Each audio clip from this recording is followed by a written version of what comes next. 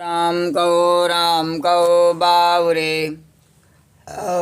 कृष्ण कहो कृष्ण कहो बावरे। राम कहो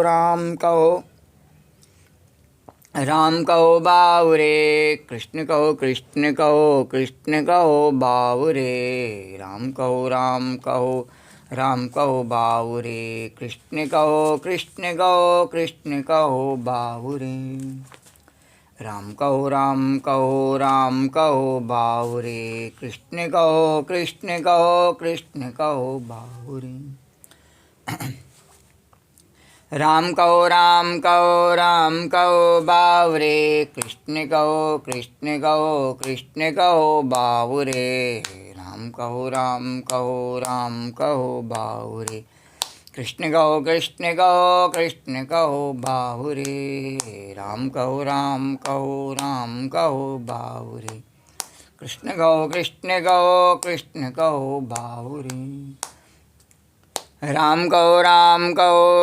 कहो बावरे। कृष्ण कहो बावरे। राम कहो बावरे। कृष्ण कहो बावरे। राम कहो बावरे। कृष्ण कहो बावरे। राम कहो बावरे। कृष्ण कहो बावरे। राम कहो बावरे। कृष्ण कहो बावरे। ओम गम गणपतये नमो नमः। श्री सिद्धि विनायक नमो नमः। अष्टविनायक नमो नमः। गणपति बाप्पा मोरिया। ओम गम गणपतये नमो नमः। श्री सिद्धि विनायक नमो नमः। अष्टविनायक नमो नमः। गणपति बाप्पा मोरिया। ओम गम गणपतये नमो नमः। श्री सिद्धि विनायक नमो नमः। अष्टविनायक नमो नमः। गणपति बाप्पा मोरिया। ओम गम गणपतये नमो नमः। श्री सिद्धि विनायक नमो नमः। अष्टविनायक नमो नमः। गणपति बाप्पा मोरिया। मंगल मूर्ति मोरिया। 1 2 3 4 10 भुजी गणेश का जय जयकार। 1 2 3 4 10 भुजी गणेश का जय जयकार। 1 2 3 4 10 भुजी गणेश का जय जयकार। 1 2 3 4 10 भुजी गणेश का जय जयकार। गणपति बप्पा मंगल मूर्ति। गणपति बप्पा मंगल मूर्ति। गणपति बप्पा मंगल मूर्ति। गणपति बप्पा मंगल मूर्ति। गणपति बप्पा मंगल मूर्ति। गणपति बप्पा मंगल मूर्ति। गणपति बप्पा मोरिया। मंगल मूर्ति मोरिया। गणपति बप्पा मोरिया। मंगल मूर्ति मोरिया। 1 2 3 4 10 भुजी गणेश का जय जयकार। 1 2 3 4 10 भुजी गणेश का जय जयकार। ओम गम गणपतये नमो नमः। श्री सिद्धि विनायक नमो नमः। अष्टविनायक नमो नमः। गणपति बप्पा मोरिया। ओम गम गणपतये नमो नमः। श्री सिद्धि विनायक नमो नमः। अष्टविनायक नमो नमः। गणपति बप्पा मोरिया। ओम गम गणपतये नमो नमः। श्री सिद्धि विनायक नमो नमः। अष्टविनायक नमो नमः। गणपति बप्पा मोरिया। मंगल मूर्ति मोरिया। गणपति बप्पा मंगल मूर्ति मोरिया। देवा हो देवा गणपति देवा। देवा हो देवा गणपति देवा। तुमसे बढ़कर कौन और तुम्हारे भक्त जनों में, और तुम्हारे भक्त जनों में हमसे बढ़कर कौन। देवा हो देवा गणपति देवा, देवा हो देवा गणपति देवा, तुमसे बढ़कर कौन। और तुम्हारे भक्त जनों में, और तुम्हारे भक्त जनों में हमसे बढ़कर कौन। देवा हो देवा गणपति देवा, गणपति बप्पा मोरिया, मंगल मूर्ति मोरिया, गणपति बप्पा मोरिया, मंगल मूर्ति मोरिया, गणपति बप्पा मंगल मूर्ति, गणपति बप्पा मंगल मूर्ति, गणपति बप्पा मंगल मूर्ति, गणपति बप्पा मंगल, गणपति बप्पा मंगल मूर्ति, गणपति बप्पा मंगल मूर्ति, गणपति बप्पा मंगल मूर्ति, गणपति बप्पा मंगल मूर्ति। 1 2 3 4 10 बजे गणेश का जय जयकार। 1 2 3 4 10 बजे गणेश का जय जयकार। ओम गम गणपतये नमो नमः, श्री सिद्धि विनायक नमो नमः, अष्ट विनायक नमो नमः, गणपति बाप्पा मोरिया, मंगल मूर्ति मोरिया। ओम गम गणपतये नमो नमः, श्री सिद्धि विनायक नमो नमः, अष्ट विनायक नमो नमः, गणपति बाप्पा मोरिया, मंगल मूर्ति मोरिया, गणपति बाप्पा मोरिया, मंगल मूर्ति मोरिया। वक्रतुंड महाकाय सूर्यकोटि समप्रभा, निर्विघ्नं कुरु मे देवा, सर्वकार्येषु सर्वदा। तो राम कहो राम कहो, राम कहो बावरे, कृष्ण कहो कृष्ण कहो, कृष्ण कहो बावरे। राम कहो राम कहो, राम कहो बावरे, कृष्ण कहो कृष्ण कहो, कृष्ण कहो बावरे। राम कहो राम कहो, राम कहो बावरे, कृष्ण कहो कृष्ण कहो, कृष्ण कहो बावरे। राम कहो राम कहो, राम कहो बावरे, कृष्ण कहो कृष्ण कहो, कृष्ण कहो बावरे। राम कहो राम कहो, राम कहो बावरे, कृष्ण कहो कृष्ण कहो, कृष्ण कहो बावरे। राम कहो राम कहो, राम कहो बावरे, कृष्ण कहो कृष्ण कहो, कृष्ण कहो बावरे। अरे हरि नाम सुमर सुख धाम, हरि नाम सुमर सुख धाम, जगत में जीवना 2 दिन का, जगत में जीवना 2 दिन का। हरि नाम सुमर सुख धाम, हरि नाम सुमर सुख धाम, जगत में जीवना 2 दिन का, जगत में जीवना 2 दिन का। ये किस अनुभव के आधार पर कही जाती है बात? ये प्रत्यक्ष के अनुभव के आधार पर कही जाती है। हम देखते हैं जो हमसे पहले थे नहीं, उनके 2 दिन कब पूरे हो गए और चले गए और इस सुंदर संसार को हमारे लिए छोड़ गए। बोले द्वारकाधीश भगवान कीजिए। तो हरि नाम सुमर सुख धाम, हरि नाम सुमर सुख धाम, जगत में जीवना 2 दिन का, जगत में जीवना 2 दिन का। हरि नाम सुमर। और जब वो चले जाते हैं तो अब हम उनका क्या कहते हैं, जीते जी उनमें कभी हमारी श्रद्धा होती नहीं है। माँ नहीं मात पिता नहीं देवा, संतन सन करवावें सेवा। और मरने के बाद में वो हमारा बाप है, हमारी मैया है, हमारा भैया है, हमारी लुगैया है, या हमारा खसम है, हमारा बेटा है। मरने के बाद जीते जी नहीं है। जीते जी तो पैसा है तो है, पैसा नहीं है तो नहीं है। तो हरि नाम सुमर सुख धाम, जगत में जीवना 2 दिन का, जगत में जीवना 2 दिन का। अरे सुंदर काया देख लुभाया, सुंदर काया देख लुभाया, गर्व करे तन का रे भैया, गर्व करे तन का। अरे भगवान की कृपा से उसे सुंदर काया मिल गई, या को सुंदर की काया मिल गई, द्वारकाधीश भगवान की है।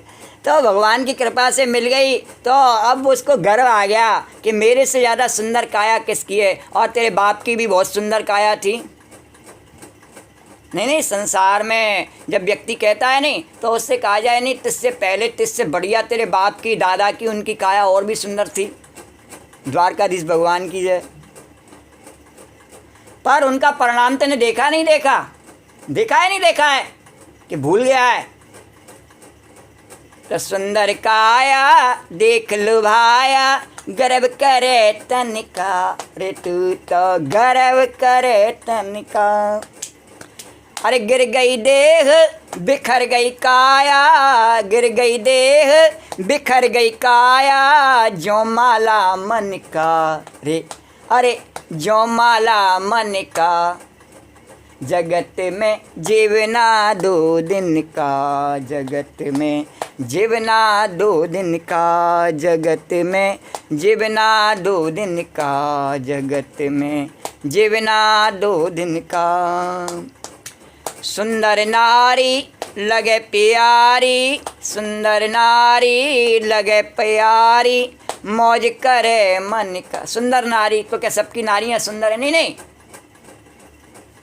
जब आँख में काम आ जाता है नहीं, तो चाहे वो बिल्कुल कुकरी सूकरी हो तब भी सुंदर नज़र आती है। वो द्वारकाधीश भगवान की जय। क्योंकि उस काम के आवेग में उसके पास में लाचारी के अलावा कोई उपाय नहीं होता है, तो बेचारे को वह कुतिया और स्वरिया ही सुंदर नज़र आती हैं। तो सुंदर नारी लगे प्यारी, मौज करे मन का रे तू तो मौज करे। और उसके साथ में रमण करके अपने आप को ऐसा भाग्यमान समझता है कि राम नाम लेने वाले, कृष्ण नाम लेने वाले को समझता है कि वो तो मूर्ख हैं। द्वारकाधीश भगवान की जय। और से पता नहीं है आखिर में जब जाएगा नहीं, तो सुंदर नारी ही सबसे ज़्यादा जो है प्रसन्न होवेगी। अच्छा भैया चला गया, बहुत अत्याचार करता था। सुंदर नारी लगे प्यारी, मौज करे मन का रे तू तो मौज करे मन का। और ऐसा तो नहीं कि जाएगा नहीं, क्यों? क्योंकि काल बली का लगा तमंचा, अरे काल बली का लागा तमंचा, और भूल जाए ठन का। कितना भी कमर में तमंचा और खोंस करके चल ले, जब काल बली का तमंचा लगता है नहीं, तो फिर वो ये नहीं देखता कि इसने तमंचा लगा रखा है, कि इसने तलवार कटार लगा रखी है, कि क्या लगा रखा है। नहीं, लगी जाता है। और नहीं तो अपने बाप का ध्यान कर ले, उसके तो तमंचा भी नहीं लगा हुआ था। द्वारकाधीश भगवान की जय। तो काल बली का लगे तमंचा, और भूल जाए ठन का रे तू तो भूल जाए ठन का। जगत में जीवना 2 दिन का, जगत में जीवना 2 दिन का। हरि नाम सुमर सुख धाम, हरि नाम सुमर सुख धाम, जगत में जीवना 2 दिन का, जगत में जीवना 2 दिन का। अरे झूठ कपट कर माया जोड़ी, गर्व करे धन का रे तू तो गर्व करे धन का। झूठ कपट करके, लूट करके, चोरी करके और माया जोड़ ली, और झूठ कपट कर माया जोड़ी। और ये जोड़ी है नहीं मोटू पतलू की, जैसे आते हैं मोटू और पतलू की जोड़ी, ये भी रहती नहीं है। मोटू अपने राम को और पतलू अपने राम को। तो झूठ कपट कर माया जोड़ी, ये जोड़ी किसकी है? जीवन और मृत्यु की जोड़ी है। जीवन है तो मृत्यु भी है। ये ऐसी जोड़ी है, दिन और रात की जोड़ी है। भगवान ने ऐसी जोड़ी बनाई है कि भगवान की बनाई जोड़ी चलती है संसार में। पूर्व व पश्चिम की जोड़ी, अंधेरे और उजाले की जोड़ी, झूठ और सत्य की जोड़ी। तो झूठ कपट करे माया जोड़ी, गर्व करे तन का रे तू तो गर्व करे धन का।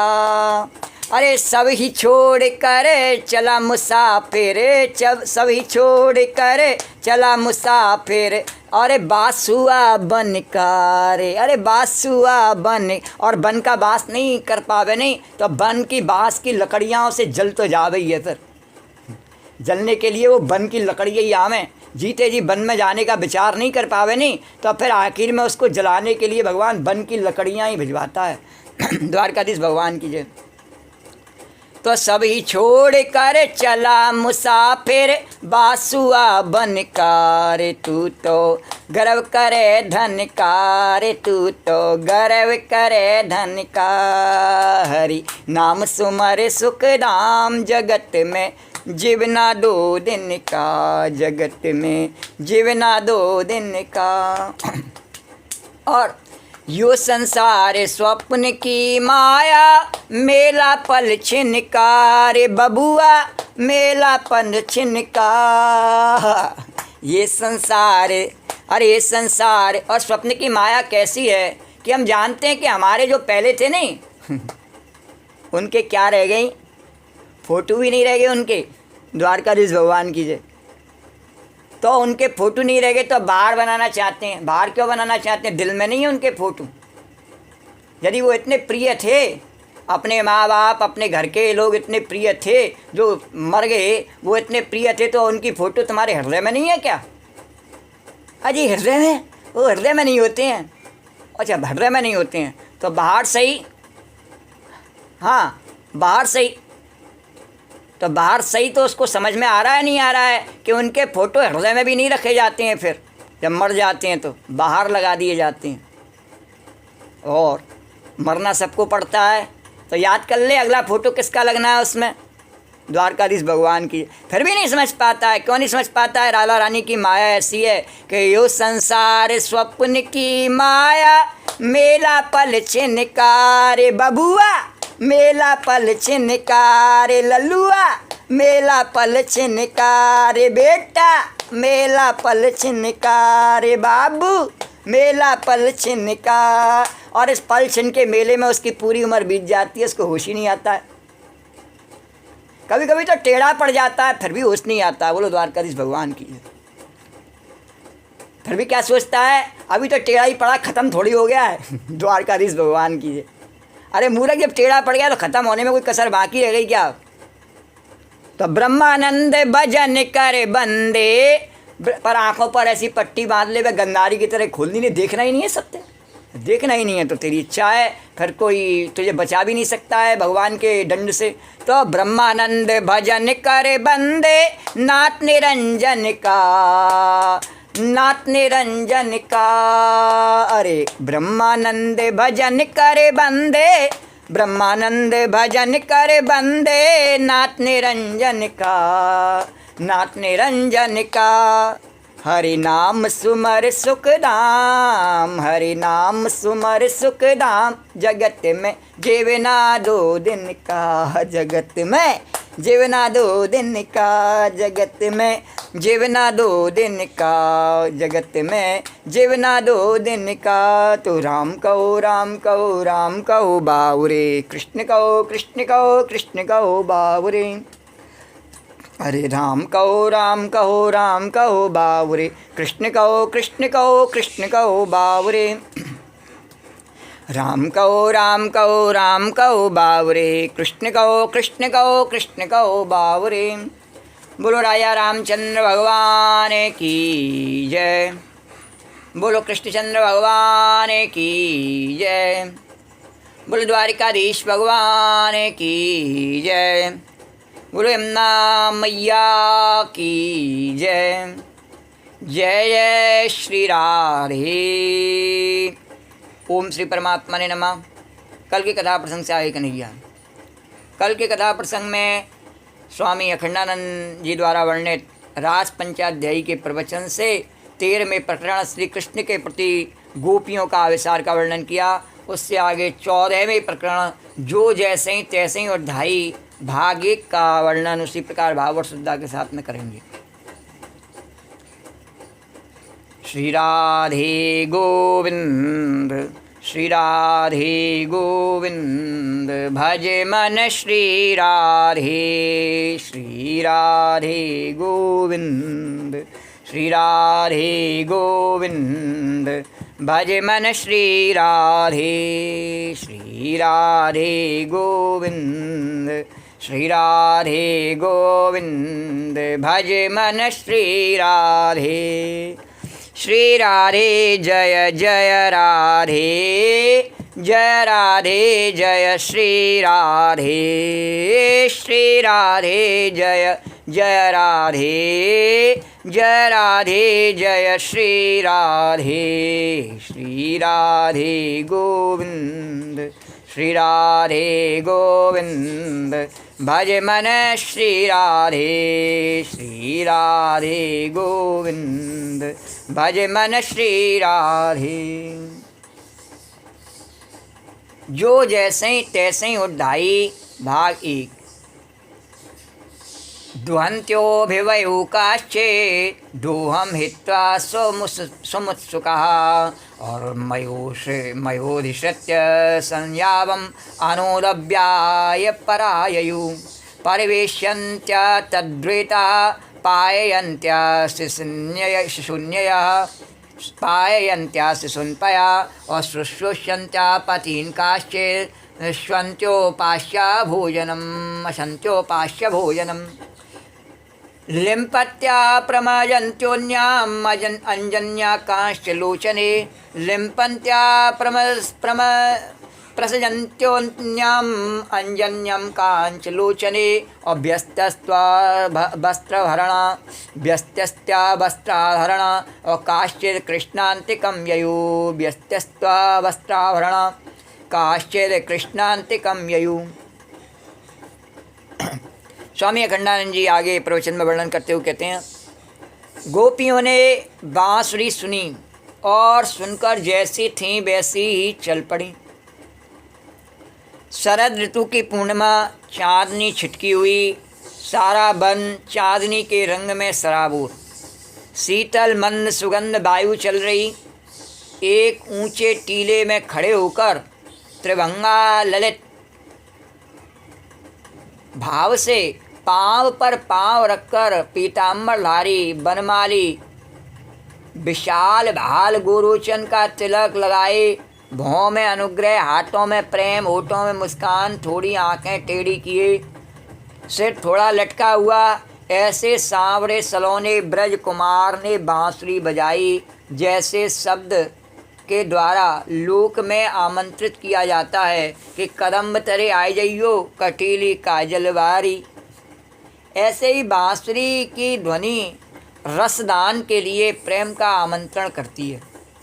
इस प्रेम निमंत्रण को प्राप्त करने के बाद एक समस्या खड़ी होती है। क्या? कि वह गोपियों के सामने तो खड़ी नहीं हुई, लेकिन पुरुषों के मन में ऐसी समस्या खड़ी हो सकती है कि आखिर कर्म कब तक करना चाहिए। गोपियों के मन में नहीं हुई, क्योंकि गोपियों ने स्त्री पुरुष का भाव त्याग दिया। संसार से अपने देह का जो ज्ञान है ना, देहात्म बुद्धि, ये देह ही हम हैं, इसका त्याग कर दिया गोपियों ने। इसका त्याग कर दिया तो तुरंत ही भगवान की प्राप्ति हो गई। और जितनी तेज़ी से गोपियों ने त्याग किया, जितनी सरलता से, आज तक किसी भक्त ने इतनी सरलता से, इतनी तेज़ी से त्याग नहीं किया, इतनी सहजता से। कैसे? अभी वर्णन आया नहीं कि लिम्पन्त्या प्रमजन्त्योन्या और अंजन्या कांच लोचने। जो अपने आंगन को लीप रही थी और लीपते हुए चल दी, आँख में काजल लगा रही थी और चल दी, और तो और गाय धोई रही तो चल दी, और पाए अंत्या शिशुन पया, और बच्चे को दूध पिला रही, उसे भी छोड़ करके चल दी। बताओ, अगर उसमें स्त्री भाव होता तो पहले वही सोचती कि मेरा बच्चा भूखा रह जाएगा, इसको दूध पिलाना मेरा कर्तव्य है। लेकिन नहीं, उसने सब प्रकार के शरीर के जितने भी धर्म हैं सबका परित्याग किया और तब भगवान की शरण में पहुंची। जैसा कि गीता भगवान ने कहा, सर्वधर्मान परित्यज्य मामेकम शरणम व्रजा। तो उसके लिए देहात्म बुद्धि छोड़नी पड़ती है। अर्जुन ने भी उसे छोड़ दिया देहात्म बुद्धि को, तब भगवान की ऐसी शरणागति प्राप्त की। जब अर्जुन ने स्वयं को अपने आप को अपना मानना बंद कर दिया, भगवान के निर्देश से चलने वाली मशीन मान लिया। जैसे भगवान ने उसे बताया कि मैं सबके हृदय में बैठ करके और जैसे यंत्र को चलाते हैं ऐसे ही मैं सबके शरीरों को चलाता रहता हूँ। तो ये सब शरीर मेरे हैं, मेरी लीला के लिए बने हैं, मैंने बनाए हैं, मेरे खिलौने हैं। इसे अपनी मर्जी से तू अर्जुन नहीं चला सकता है। अगर मेरी भक्ति के मार्ग में प्रवेश चाहता है, तो मेरी शरणागति चाहता है, तो इसको अपनी मर्जी से नहीं चला सकता है। तू कहे कि मैं भीख मांग के गुजारा कर लूँगा, ऐसा नहीं कर सकता है। मैं कह रहा हूँ खड़ा हो जा, चाहे भले ही मर जा और चाहे कट जा और चाहे मार दे और काट दे। द्वारकाधीश भगवान की जय। तो भगवान की आज्ञा को मानना ही भक्ति है और भगवान की आज्ञा का निषेध करना ही धूर्तता है, सठता है। इसको भगवान ने नराधम कहा, जो भगवान की आज्ञा नहीं मानता है। तो गोपियों ने तुरंत भगवान की आज्ञा मानी और जैसे ही बंसी ध्वनि उनके कानों में पड़ी, सब कुछ छोड़ करके और भाग दी। लेकिन जो पुरुष देहात्म बुद्धि है, उसमें स्त्री देहात्म बुद्धि है। मैं स्त्री हूँ या पुरुष हूँ, इस प्रकार से है, तो उनके मन में ऐसी समस्या खड़ी हो सकती है कि हम कैसे छोड़ दें। कर्तव्य भी तो भगवान ने कहा है कि हमें करना चाहिए कि माता पिता बने हैं तो अपने बच्चे का पालन करना चाहिए, बच्चे बने हैं तो अपने माता पिता की आज्ञा का पालन करना चाहिए, या पत्नी को पति का पालन करना चाहिए, पत्नी को पति की सेवा करनी चाहिए। इस प्रकार से भाई भाई के प्रति और सहयोग करना चाहिए। इस प्रकार से हमारे कर्तव्य बने हुए हैं। तो ये कर्म हमें कब तक करने चाहिए, और ये कर्म करते रहो। भगवान ने कहा मेरे पास नहीं है जगह फिर तेरे लिए। इसको छोड़ने के बाद ही मेरी शरणागति है, इसके साथ में मेरी शरणागति नहीं है। द्वारकाधीश भगवान, फिर तू अपने हिसाब से कर ले, कैसे अपनी मुक्ति कर सकता है।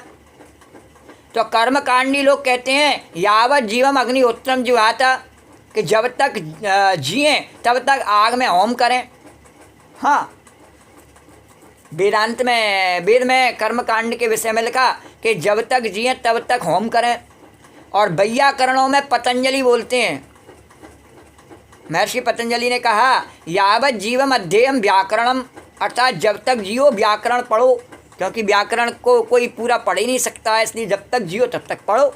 संधि विच्छेद रूप अलंकार रस, ये इतने हैं, शब्द लकार, ये सब इतने हैं कि व्यक्ति को पूरे जीवन हो जाता है और पढ़ नहीं पाता है। तो पढ़ते रहो। जो जिसमें अटक जाता है, जो जिसमें फंस जाता है, जो जिसमें लग जाता है, उससे छूटना नहीं चाहता। हाँ, कपड़े का व्यापारी कहता है ज़िंदगी भर कपड़ा बेचेंगे, देखते ही हैं हम बाज़ार में, और वही नहीं, उसके आने वाली संतति भी वही करने लगती हैं। द्वारकाधीश भगवान की ज़िंदगी भर कपड़ा बेचेंगे। मल्ला कहता है ज़िंदगी भर नाव चलाएंगे। और जो लोग ऑफिसों में काम करते हैं, वे रिटायर होने के समय कहते हैं कि 2-3 वर्ष और रह जाते तो अच्छा होता। काम आखिर कब तक करना चाहिए? कर्म की आखिर कोई सीमा तो है कि नहीं है? ज़िंदगी भर मजदूरी, ज़िंदगी भर बेगार। बोलो द्वारकाधीश भगवान की। और इसमें एक पॉइंट रह गया गोपी, वो क्या रह गया कि बाकी जिस कार्य को वह कर रहा होता है उसको तो करना चाहता है, पर एक कार्य ऐसा है जिससे वो नहीं करना चाहता है और छोड़ देता है। पहले तो उसके बाप दादे करते थे, या पहले वह भी करता था, लेकिन अब छोड़ देता है। क्या? वो भगवान का भजन वो नहीं करना चाहता, उसको करना उसको अच्छा नहीं लगता है। बोलो द्वारकाधीश भगवान की। इसीलिए कलयुग का प्रभाव बढ़ता है, ऐसे नहीं बढ़ता है। तो किसी ने कहा कि जब तक धर्म अर्थ काम रूप त्रिवर्ग की प्राप्ति न हो जाए तब तक कर्म करो, माने फल पर्यंत कर्म करते रहो। कभी भगवान तो कह रहे हैं मेरे को सौंप दे फल, लेकिन व्यक्ति लुभावनी, भगवान ने कहा नहीं, वेद की लुभावनी बातों में आ जाता है और मेरी बात सुनता ही नहीं है। लुभावनी बातों में कैसे आ जाता है कि वो उलझाए रखने के लिए 2 तरह का अर्थ होता है वेद की वाणी का। तो दूसरा जो उलझाए रखने वाला अर्थ है माया का, उसी को समझता है। और फल पर्यंत तक, जब तक जीऊँगा तब तक फल प्राप्त करता रहूँगा, चाहे मुझ पर भोगे जाए चाहे नहीं भोगे जाए। द्वारकाधीश भगवान की जय। तो अब फल मिलना तो अपने हाथ में नहीं है। और ये भी नहीं है कि उसकी इच्छा अनुसार ही मिले। फल मतः उपपत्ते, फल देने वाला ईश्वर है, पता नहीं किस जन्म में किस जन्म का फल देता है और उसका हिसाब भी वही जानता है। कभी कभी लोगों को ऐसा घमंड हो जाता है कि वो बराबर भगवान की कृपा से, और क्या होता है कि वो बुरा काम करने के बाद भी पुराने अच्छे कर्मों के कारण से उनकी रक्षा हो जाती है। तो ऐसे लोग ही पाप अधिक करते हैं। पाप करने में भगवान कहते हैं वही लोग पाप ज़्यादा करते हैं, क्योंकि उनको भ्रम हो जाता है कि अब हमारा कोई कुछ भी नहीं बिगाड़ सकता है और भगवान का न्याय तो केवल दूसरों को बहलाने के लिए है, मूर्ख बनाने के लिए। वास्तव में ऐसा होता थोड़ी। जबकि देखता है कि वास्तव में सभी बूढ़े होते हैं, सभी मरते हैं, सभी बीमार होते हैं, सभी को अपने कर्मों का फल भोगना पड़ता है। पहले हमारे माँ बाप को भोगना पड़ा, हमारे घर में जितने भी थे सबको भोगना पड़ा, और हम भी बच नहीं सकते हैं। जानता है नहीं बच रहे होते हैं, आंखों पे पट्टी बांध लेता है। तो उसका फल उसे उसी भगवान का पता नहीं किस जन्म में किस जन्म का फल देता है। हम इस जन्म में जो कर्म कर रहे हैं उसका फल इसी जन्म में देगा या अगले जन्म में देगा कि 1000 जन्म के बाद देगा, उसका नियामक तो ईश्वर है। ये जीवन तो सनातन है, कोई इतना सा जीवन नहीं है कि ये एक जन्म देहात्म बुद्धि कर ली कि मैं फला मैं ढिकाना, इतना ही जीवन नहीं है रे। भगवान के यहाँ पर अनंत जीवन है। जब अनंत जीवन है नहीं तो कर्मों के फल की गति भी अनंत है, चाहे 1000 जन्मों बाद देता है पर देता है। द्वारकाधीश भगवान की जय। तो बोले भाई इस बात को छोड़ो। नहीं छोड़ो क्यों, अंतःकरण शुद्धि पर्यंत कर्म करो। अरे छोड़ो और इस बात पे ध्यान ही मत दो, बस कर्म करते रहो। द्वारकाधीश भगवान की जय। और तुमसे पहले भी ऐसे ही कहते थे, फिर वो खाट में कैसे पड़ गए? वो भी ऐसे ही कहते थे, घमंड से कर्म करते रहो। तो अरे अंतःकरण शुद्धि का क्या लक्षण है? बोले ब्रह्म ज्ञान हो जाए तो अंतःकरण छोड़ दो, और जब तक न हो तब तक कर्म मत छोड़ो।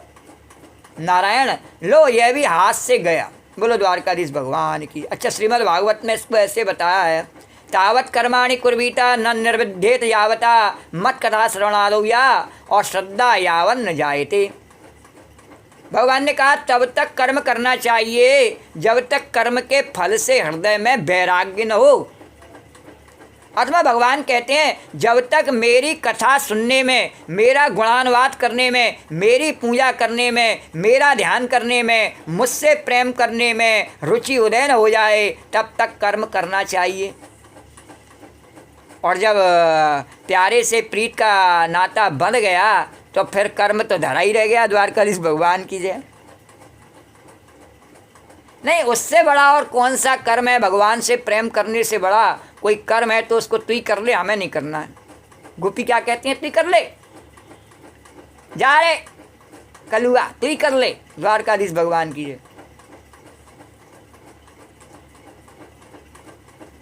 तो ये दो बातें भागवत में कर्म की अवधि बताई हैं। एक तो होवे संसार से वैराग्य, कर्म और कर्म का फल दोनों से वैराग्य हो, या हो ईश्वर से प्रेम।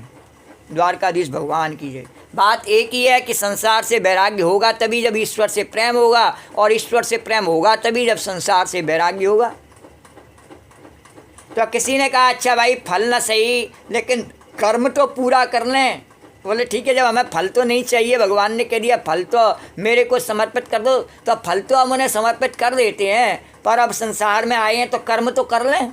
द्वारकाधीश भगवान की। कोई क्या कहेगा अरे बाबा ये कर्म कभी पूरे नहीं होते, ये तुम्हारे पहले भी ऐसे ही करते करते चले गए, वो कोई भी काम पूरा नहीं कर पाए आज तक, सब अधूरे ही रह गए सबके। संसार में ऐसा कोई पूरा ही नहीं हुआ कि जिसने अपना मनोरथ पूर्ण कर लिया हो। जब रावण ही नहीं कर सका अपना मनोरथ पूर्ण तो संसार में और उससे बड़ा और कौन हो गया जिसने अपना आज तक सब मनोरथ पूर्ण कर लिए? बोले कभी होते ही नहीं है। तो एक ने कहा भगवान का भजन करेंगे कब? कि जरा बेटा बड़ा हो जाए तब करेंगे। हाँ, और बेटा बड़ा हो गया, बोले ब्याह कर ले तब करेंगे। अब ब्याह कर देने के बाद जरा पोते को गोद में खिला लें तब करेंगे। और कभी कभी ऐसा हो जाता है गोद में खिलाने के लिए वो बेटा आता ही नहीं है और वो बच्चा तो वहीं रह जाता है उसके पास, विदेश में या किसी और दूसरे नगर में रह जाता है, और यहाँ बाबा दादी को जो है अकेले में ही रहना पड़ता है और द्वारकाधीश भगवान की जय करना पड़ता है। तो एक ने कहा भगवान का भजन करेंगे कि कब, जब बेटा बड़ा हो जाए तब। अब बेटा बड़ा हो के भाग गया, और बेटा बड़ा हो गया तो बोले ब्याह कर लें। ब्याह करने के बाद भाग गया, बोले ब्याह कर लेंगे तो शायद घर में रहेगा, बोले बहू को लेके भाग गया। तो ब्याह कर देने के बाद जरा पोते को बोले पोते को भी लेके भाग गया, बोले द्वारकाधीश भगवान की है। तो अंत में बोले अब तो शरीर में शक्ति नहीं है, अब वैराग्य लेकर क्या करेंगे, अब बाकी का जीवन अब थोड़ी बहुत हमारी इच्छाएं रह गई हैं, अब कम से कम उन्हें तो बुढ़ापे में पूरी कर लें। बोलो राधा रानी की जय, जमुना मैया की जय। तेरी माया का न पाया कोई पार की लीला तेरी तू ही जाने, तेरी माया का न पाया कोई पार की लीला तेरी तू ही जाने। तू ही जाने कान्हा तू ही जाने, तू ही जाने कन्हैया तू ही जाने, तेरी महिमा है अपरंपार की लीला तेरी तू ही जाने, तेरी माया का न पाया कोई पार की लीला तेरी तू ही जाने।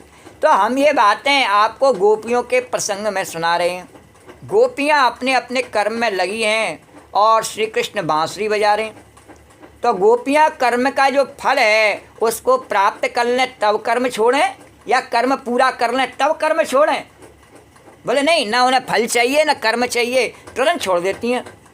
तो न तो फल माना अपने हाथ में और न कर्म को पूरा करना अपने हाथ में। उन्होंने जान लिया कोई आज तक इस कर्म को पूरा नहीं कर सका, ये तो प्रकृति स्वयं ही कभी किसी से कराती है। कभी कभी एक राम मंदिर बनाने में और बहुत सारे लोग कर्म करते हैं, तब कोई एक मोदी आए करके और उसको बनवा पाता है ना। गंगा को लाने में और भगीरथ के अनेकों पूर्वजों ने प्रयत्न किया, अंत में लाने में वह सफल हुए। तो कर्म की गति जो है नहीं वो प्रकृति के हाथ में, उसके द्वारा संचालित है, और हम सब प्रकृति के खिलौने हैं। कब किससे क्या कर्म कराना है ये उसके हाथ में है, राधा रानी के हाथ में है, हाँ हमारे हाथ में नहीं है। तो अगले क्षण क्या होगा ये मालूम नहीं। क्या दुकान का काम कभी पूरा होगा? नहीं, हमेशा ग्राहक आते ही रहेंगे, हमेशा माल मंगाते रहो, बेचते रहो। अरे भाई यह तो पीढ़ी दर पीढ़ी के लिए खुली है। दुकान पूरा करने के लिए तुम काम नहीं करते हो, अपनी ज़िंदगी पूरा करने के लिए काम करते हो। बोलो द्वारकाधीश भगवान की जय। हमें विश्वास रहता है कि इस संसार में जब हम आए हैं नहीं तो संसार का कोई हमारे पास में बहाना होना चाहिए, सांसारिक बहाना जीने के लिए। भगवान का भजन करके हम नहीं जी सकते हैं। द्वारकाधीश भगवान की। और ऐसा करते करते सब मनुष्यों ने ऐसा ही सोच लिया। धीरे धीरे कलयुग क्या है कि जितने भी मनुष्य हैं नहीं सब ने यही सोच रखा है कि हम जब तक संसार का कोई काम नहीं करेंगे तब तक नहीं जी सकते हैं इस संसार में। बोलो द्वारकाधीश भगवान की जय। और जो काम करते हैं वो भी मर जाते हैं और जो नहीं करते हैं वो भी मर जाते हैं। फिर ऐसा सोचना उनकी मूर्खता है या नहीं है कि काम करने से ही हम जी सकते हैं? नहीं, भगवान ने कहा तुम्हें भेजा है मेरे से प्रेम करने के लिए, मेरा गुणगान करने के लिए, इसीलिए भगवान ने कहा जब तक मेरी कथा में, मेरे गुणगान में प्रेम नहीं हो जावे, मेरी पूजा में, मेरी आराधना में प्रेम नहीं हो जावे, तब तक कर्म करना चाहिए। और जब हो जावे, वैराग्य हो जावे, तुरंत छोड़ देना चाहिए। तो वह दुकान उसने किस लिए खोली? उसने सोचा इस दुकान के बहाने मेरा जीवन चल जाएगा। नौकरी करते हैं, स्कूटर लेकर रोज दौड़ते हैं, किस लिए? जीवन चल जाएगा मेरा। अब जीवन तो एक दिन ख़त्म हो ही जाता है नहीं, चाहे कितना भी हम दौड़ावें, लेकिन एक दिन तो ख़त्म हो ही जाता है। तो जिसको छोड़ना होगा वह फल की पूर्णता पर नहीं छोड़ेगा, वह दुकान की पूर्णता पर नहीं छोड़ेगा, वह तो भगवान के चरणों में लगन लगी नहीं कि जैसे बुलावा आता है तभी सबको जाना पड़ता है, तब सब काम छोड़कर जाना पड़ता है। और जब भगवान के यहाँ से बुलावा आता है तब यदि अपने आप हम नहीं छोड़ते हैं तो एक दिन तो बुलावा आ ही जाता है। और तब क्या होता है, सब दुकान मकान यहीं रखे रह जाते हैं। फिर कौन दुकान खोलने आता है, कौन मकान में झाड़ू लगाता है। द्वारकाधीश भगवान की जय। तो काम जो किया जाता है वह फल की पूर्णता के लिए नहीं और कर्म की पूर्णता के लिए भी नहीं, अपने पास अब से लेकर और प्रियतम के बुलावा आने के बीच में जो समय है उसको भरने के लिए किया जाता है कि मेरा मन कैसे लगेगा संसार में, मैं जीवन किस आधार पर जीऊँगा संसार में। तो संसार जो है वह काम से बना है और इसमें काम करना आवश्यक है। तो जैसे सब काम करते हैं ऐसे ही मैं भी काम करूँगा तो ही जीऊँगा संसार में। बोलो द्वारकाधीश भगवान की। ये माया का लुभावना सत्य है, वास्तव में सत्य नहीं है। क्यों सत्य क्यों नहीं है? क्योंकि जो भगवान का दिया हुआ जीवन है वो भगवान के अधीन है, हमारे चलाने से नहीं चलता है कि हम सोचें कि हम काम करेंगे तो हम जिएंगे संसार में, नहीं तो नहीं जिएंगे। अगर ऐसा होता तो ये पशु पक्षियों का जीवन तो ये कोई काम नहीं करते। द्वारकाधीश भगवान की क्या समाप्त हो जाते हैं? एक बंदर को भी आज तक मनुष्य समाप्त नहीं कर सका क्या? और वो सबसे ज़्यादा उसके पास में रहते हैं, नज़दीक। द्वारकाधीश भगवान की जय। कितना भी कलयुग आ गया, एक गाय भी मनुष्य से नष्ट नहीं हुई। द्वारकाधीश भगवान की जय।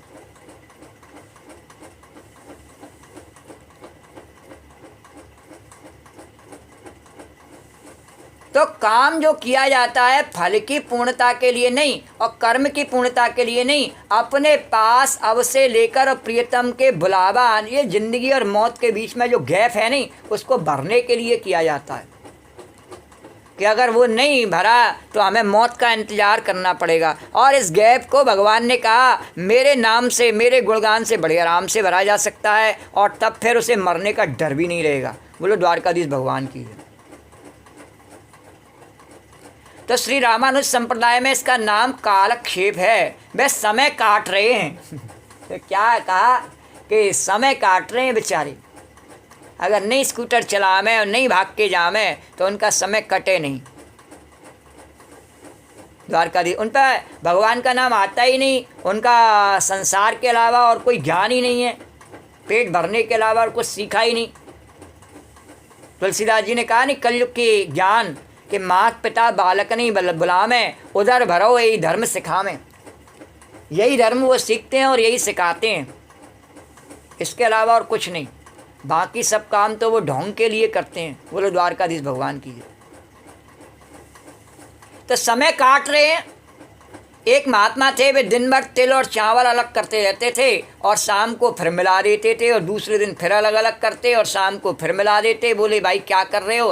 तो कहा यावन्ना विमोक्षे था संपत्तस्य, अब से लेकर जो विदेह मोक्ष के बीच में समय उसको भर रहे हैं, क्योंकि हमको न कुछ लेना है, न देना है, न स्वर्ग जाना है, न चेले को उपदेश करना है और न मठ मंदिर बनाना है, समय ही भरना है। सो समय भर रहे हैं। ये महात्मा लोग तो समय भरते हैं और प्रेमी लोग वे प्रतीक्षा करते हैं। अरे काम करते रहो और कान जरा खड़े रखो। सावधान साधु सावधान, जब भगवान बुलाएं तब कहीं ऐसा न हो कि तुम प्रमाद में उनकी बांसुरी न सुन पाओ। द्वारकाधीश भगवान की जय। और रास में जाने से चूक जाओ गोपी तो द्वंत्यो भे ययु काश्चित दोहम हित्वा सुमत्सुकः और पयोधिश्रित्य संयावम अनुदवाश्य पराययु। अब देखो इसमें भी एक बात है, प्रियतम के मन में उत्सुकता है, वे बुलावें तो ठीक, परंतु यदि तुम्हारे मन में उत्सुकता नहीं है तो तुमको उनका बुलावा सुनाई नहीं पड़ेगा। द्वारकाधीश नहीं पड़ता है। नहीं, जब सूर्य भगवान सवेरे 4 बजे 5 बजे ही और अपना डंका बजाना शुरू कर देते हैं, लेकिन हमें सुनाई नहीं पड़ता है। नहीं पड़ता है। नहीं, तो भगवान की ऐसे ही बंसी सबको जीवन का राग सुनाती है, पर हमें अच्छा नहीं लगता है, हमें तो मृत्यु का राग ही अच्छा लगता है। जीवन की नहीं इच्छा है इसको, इच्छा मृत्यु के प्यालों की। तो अरे इधर भी तो चाहिए कुछ भाई। बोले उनकी जब मौज होगी तब आकर हमसे मिल लेंगे। तो बहुत से तो किसने घमंडी होते हैं, बोले क्या ज़रूरत है सुनने की, इतना ही भगवान को सुनाने का शौक़ है तो हमारे पास आ जावे, सुना दे हमें द्वारकाधीश भगवान की।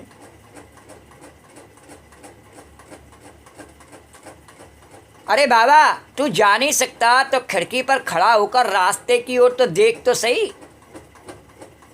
हाँ, अरे कोई अगर द्वारकाधीश की मंगला नहीं कर सकता है तो देख सकता है। ये व्यवहार की बात हो रही है, वैसे तो बताया कि हृदय में सबके भगवान है, लेकिन नहीं, जब शुरुआत की कि बाहर से ही देखने पर हृदय के जगते हैं तो बाहर भी देख ले, कि बाहर भी देखेगा तो बाहर की भी मंगला को देखने के लिए कितने लोग जा रहे हैं भगवान के दर्शन के लिए, ज़रा खिड़की खोल के वे भी देख ले बाहर। तो देख के अनदेखा कर देता है। क्यों अनदेखा कर देता है? कि उसकी आंखें खुली नहीं, सवेरे उठ के उसने स्नान ही नहीं किया, अपनी नित्य क्रियाएँ नहीं की, संध्या वंदन नहीं किया, तो देख के भी अनदेखा कर देता है। वो जा रहे होंगे कोई कहीं, हमें क्या लेना देना, हम अपनी आँख मींच रहे हैं, ज़रा सुस्ती छुड़ा रहे हैं, एक आध गुटखा खा रहे हैं, थूक रहे हैं, चबा रहे हैं। द्वारकाधीश भगवान की जय। बोले इनकी अब मौज होगी तब आकर हमसे मिल लेंगे। अरे बाबा तू नहीं जा सकता तो खिड़की पर खड़ा होकर रास्ते की ओर दिख तो सही। तो गोपियों के हृदय में तो उत्सुकता पहले से ही थी, मिलेंगे आशा थी, और अब आते हैं, अब आते हैं, अब आते हैं, यह प्रतीक्षा थी। तो उनके बिना प्राणों की व्याकुलता थी।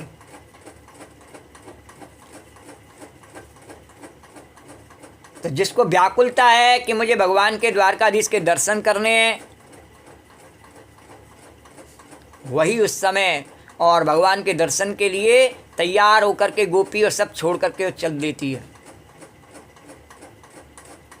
और जिसे नहीं करने हैं वो सोती रहती है और प्रमाद करती है।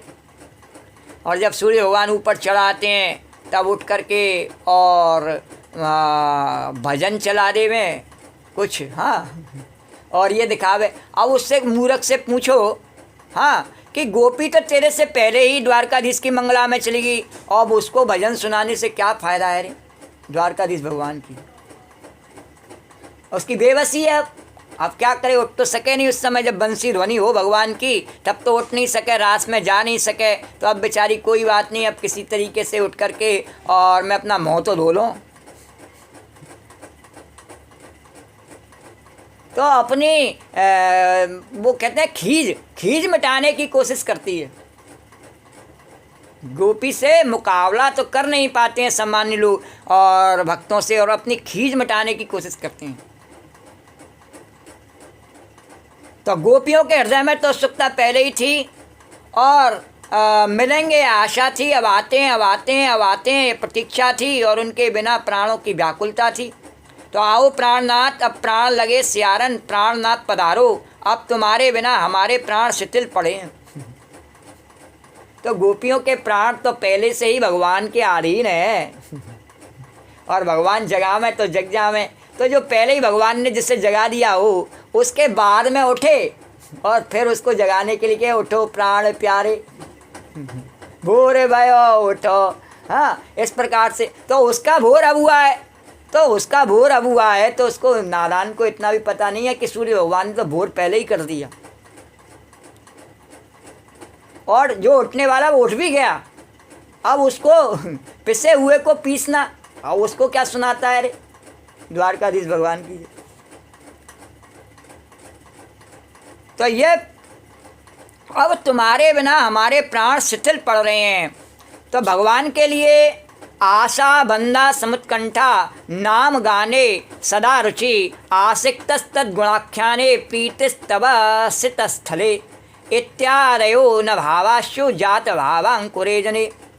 जिनके हृदय में प्रेम का अंकुर उगता है उसकी आशा कभी नहीं टूटती, उत्कंठा होती है मिलने की, उसका नाम निकलता है मुँह से द्वारकाधीश भगवान की जय, उसके गुणों में आसक्ति होती है, जैसे भगवान सबका मंगल करते हैं, कल्याण करते हैं, ऐसे ही मेरे अंदर भी भगवान ऐसी कृपा करें कि मेरे द्वारा भी सबका मंगल हो, कल्याण हो। बोलो द्वारकाधीश भगवान की है। जहाँ उसकी याद आवे वहाँ रहने की रुचि होती है। प्रेम दिखाने के लिए कुछ कहना थोड़ी ही पड़ता है, वह तो स्वयं इतना चमकता है कि दूर से लोग पहचान जाते हैं, बताने की ज़रूरत नहीं है। अरे दिन द्वय में बात फैल गई है, दिन द्वय में बात फैल गई है। अरे कहाँ लो समानी और चंद हाथन छिपई है, कहाँ लो समानी चंद हाथन छिपई है। दिन द्वय में बात फैल गई है, दिन द्वय में बात फैल गई है। अरे आज मैंने देखी वीर निपट कलिंदी तीर, आज मैंने देखी वीर निपट कलिंदी तीर। दोन सतेऊन सौ दोन सतेऊन सौ मोर मुझसे कहीं वा, मोर मुझसे कहीं वा। दिन द्वय में बात, दिन द्वय में बात फैल गई है, फैल गई है। अरे दो परे पैया दो लेते हैं बलैया, दो परे पैया दो लेते हैं बलैया। उन्हें भूल गई गैया, उन्हें भूल गई गैया, उन्हें गागर उठाए वो, उन्हें भूल गई गैया, उन्हें गागर उठाए वो।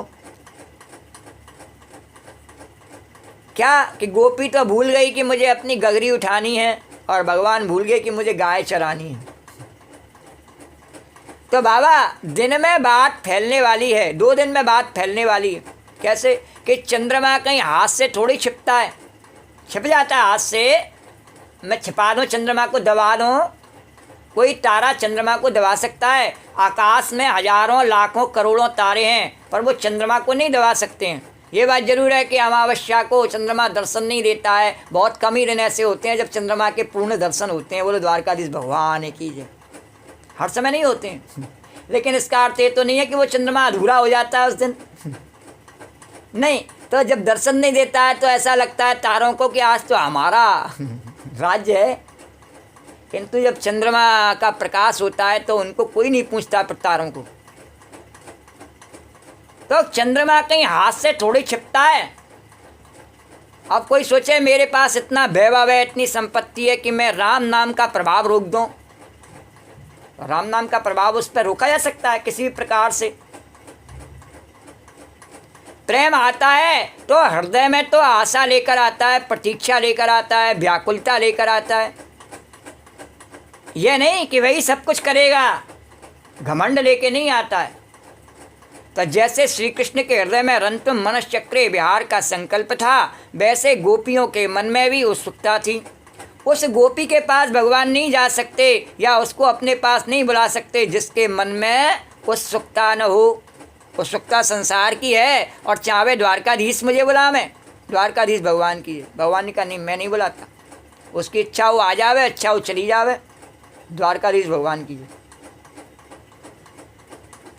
स्वमुत्सुका, अरे उत्सुकता है गोपी के मन में। और उत्सुकता का लक्षण क्या है, पहचान क्या है कि गोपी काम कर रही थी क्या? ध्वंत्यो भेयु काश्चिर, अपने कुल का, अहीर कुल का धर्म कर रही थी। ग्वाले कुल का धर्म है कि जहाँ ग्वालिनी दूध दुहती हैं। सो कोई गोपी उस समय गाय दुही रही थी। यह नहीं समझना कोई आधा शेर पाप बड़ दूध देने वाली गाय दुहती थी। अरे जब आज के युग में भी 20-20 लीटर देने वाली गाय हैं, तो सोचो उस समय भगवान के ब्रज में तो सैकड़ों लीटर देने वाली दूध की धार उनके थनों से चुचाती रहती है ऐसी गैया।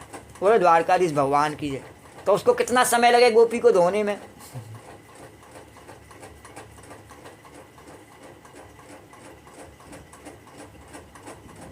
तो यह नहीं समझना कि कोई आध शेर पाप भर दूध देने वाली गाय दुहती थी। 10-10, 20-20 शेर दूध देने वाली गायें थीं और उसको हाथ से दुहती थी। बम्बई के सीकिया पहलवान यदि धोने लगें तो उनकी उंगली टूट जाए। ये तो गुजरी महाराज, ये वह मुट्ठी चलाती हैं, उंगली से कब तक धोएंगी? बोलो द्वारकाधीश भगवान की जय। तो हमको भी धोने का काम पड़ा है बचपन में। जो लोग उंगली से धोते हैं उनकी उंगली दुख जाती है, और जो मुट्ठी से धोते हैं वे ग्वालिनी बाल्टी लेकर धोने बैठती हैं। तो शेर दूध दोना हो तो जांग पर रखकर धुई लेती हैं, और पर 10-5 शेर दूध दोना हो तो बाल्टी धरती पर रखकर धोती हैं। और दोहम हित्वा समुत्सका कि हुआ क्या कि देखो इसमें जो दोहन कर्म था वह बड़ा था, या जो दोहनी पात्र था वो बड़ा था, या ग्वालिन के हृदय में जो उत्सुकता थी वह बड़ी थी।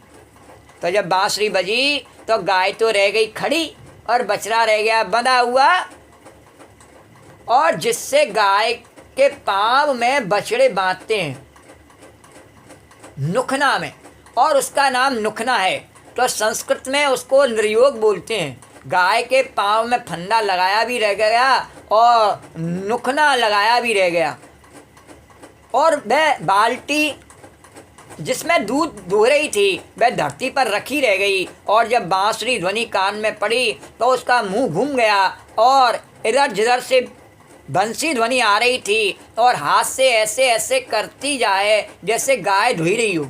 तो कैसे भाग के गई? जैसे गाय धुई रही हो ऐसे हाथ से जो है अभिनय करते हुए भाग करके गई गोपी।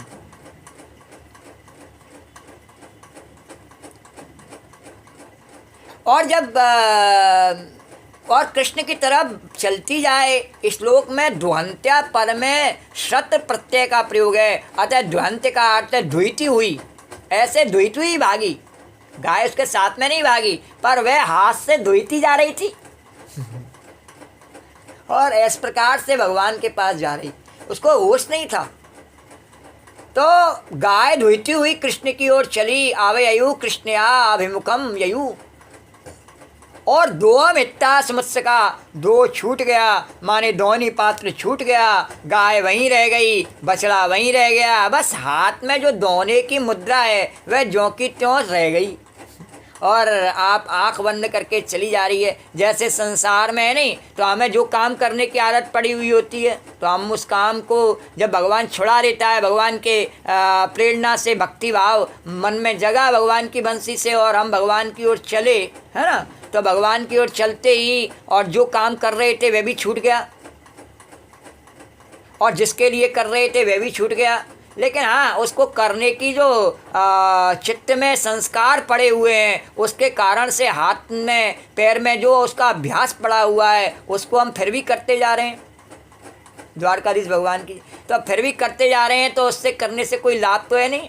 जैसे व्यक्ति कोई वैसे ही हाथ उठाए और हिलाता रहे तो क्या लाभ? कोई लाभ नहीं, तो वह छूट गया उसका। अब ये तो उसकी जो शरीर है उसमें जड़ता है कि भाई जिस काम को करता है उसी को करता ही रहता है। तो भगवान ने कहा शरीर को नहीं देखता हूँ मैं। उसने तुरंत मन से त्याग कर दिया, गोपी ने दोहन पात्र छोड़ दिया, गाय भी खड़ी रह गई, बछड़ा भी रह गया, सब रह गया, दूध भी वहीं पड़ा रह गया। अब वो दोहने का अभ्यास जो उसके हाथों में था और वो उसी अभ्यास से भागती हुई आई, कोई फर्क नहीं पड़ता है। मेरे दर्शन करने के बाद वह अभ्यास भी छूट जाएगा। बोलो द्वारकाधीश भगवान की जय। तो खिंची हुई चली जा रही है, मानो किसी ने जादू डाला है, और जैसे किसी ने जादू के सरसों डाल दिए हों उसके ऊपर, जिससे वह खिंची जा रही है, मानो आकर्षण मंत्र से बांसुरी से हिप्नोटाइज कर दिया हो। दोहम हित्वा समुत्सका, योग आता है जो आदमी स्थिर करता है और प्रेम करता है तो विचलित करता है। धर्म आता है तो योग आता है तो आदमी को स्थिर करता है, प्रेम आता है तो विचलित करता है। धर्म आता है तो क्रिया में स्थिर करता है, और प्रेम आता है तो प्रियतम में स्थिर करता है। योग आत्मा में स्थिर करता है, और ज्ञान सबको सम कर देता है। और जिसमें समत्व न हो वह ज्ञान नहीं है, जिसमें समता नहीं हो नहीं वह ज्ञान नहीं। तू और मैं और की भावना रही आई तो उसमें ज्ञान का खाक है तेरे में। ज्ञान में समता और वैराग्य में रमता आती है, जबकि प्रेम में ममता और प्रियतम में रमता आती है। बोलो द्वारकाधीश भगवान की जय। दो हित्वा समुत्सुका, दुहिती हुई गोपी चली, और वर्तमान की दोहन क्रिया का गोपी को विस्मरण हो गया। क्यों? क्योंकि समुत्सुका मिलन की उत्सुकता थी, इसलिए। अच्छा, आपको बताएं कि स्त्रियों का स्वभाव होता है क्या कि समझो उनका काम कर रही हों या कपड़े के ऊपर कोई बेल बूटा बना रही हों, और इतने में ऐसा मालूम पड़े कि सड़क पर से कोई बारात जा रही है, बाजे बजने लगे तो हाथ में ऊन लिए हुए ही, कपड़ा लिए हुए ही निकलकर छज्जों में खड़ी हो जाती हैं, जो जैसी रहती हैं वैसी ही। द्वारकाधीश भगवान की जय। तो यहाँ भी पयोधृष्य संयावा अनुदास्या पर आयु। दूध धोना कुल धर्म था, बंसी ध्वनि सुनकर वह छूट गया। अब पारिवारिक धर्म भी छूटा है। कैसे कि दूध गर्म करना, घर में रोटी बनाना, हलवा बनाना, ये पारिवारिक धर्म है। अच्छा, गोपी के घर में पयोधृष्य, एक गोपी ने घर में दूध तो चढ़ा लिया था आग पर, इतने में बज गई बंसी। तो हमने दूध चढ़ाया था तो आग से उतारेंगे नहीं तो फन के सारा का सारा आग में चला जाएगा और घर की हानि हो जाएगी। इस बात का ख्याल किए बिना ही वे दूध ज्यों का त्यों छोड़ कर चल दी। माने काम देख कर भी प्रेम थकित नहीं होता है। अरे पड़ा रहे काम, ऐसी की तैसी काम की नहीं करना काम। माने काम देख कर भी प्रेम थकित नहीं होता है और भविष्य का विचार करके भी प्रेम थकित होता है। प्रेम की जो प्रबलता है नहीं काम के ऊपर, वो तो हर समय सिद्ध है। काम कभी भी प्रेम पर हावी नहीं होता है, प्रेम हमेशा काम पर हावी रहता है। प्रेम के बस में होके सब काम छूट जाते हैं। कोई काम के बस में होके प्रेम कर सकता हो, ऐसा हुआ आज तक? कभी नहीं हुआ। काम के बस में होकर के और प्रेम करने लगे, ऐसा नहीं हुआ है।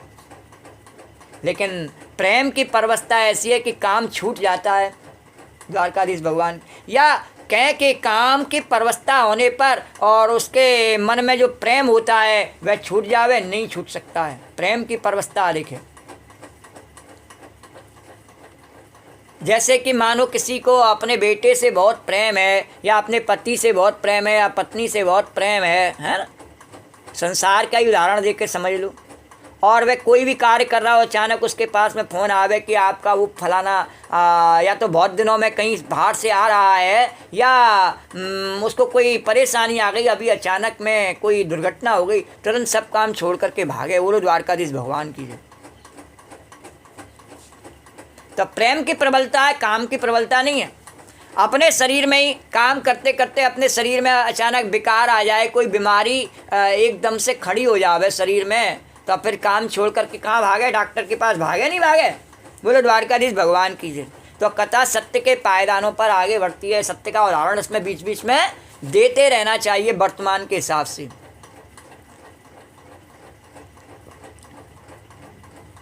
तो प्रेम तो चित्त में सदा रहने वाली एक वृत्ति है। ब्रिटिश परंपरा में भी अभी थोड़े दिन पहले ऐसा हुआ था। अंग्रेज़ों के शासन में एक सज्जन एक स्त्री से ब्याह करने वाले थे, तो उनसे कहा गया कि ब्याह करोगे तो राजगद्दी नहीं मिलेगी। उसने कहा कि भले ही हम राजगद्दी ना मिले पर हम ब्याह करेंगे तो ऐसी स्त्री से।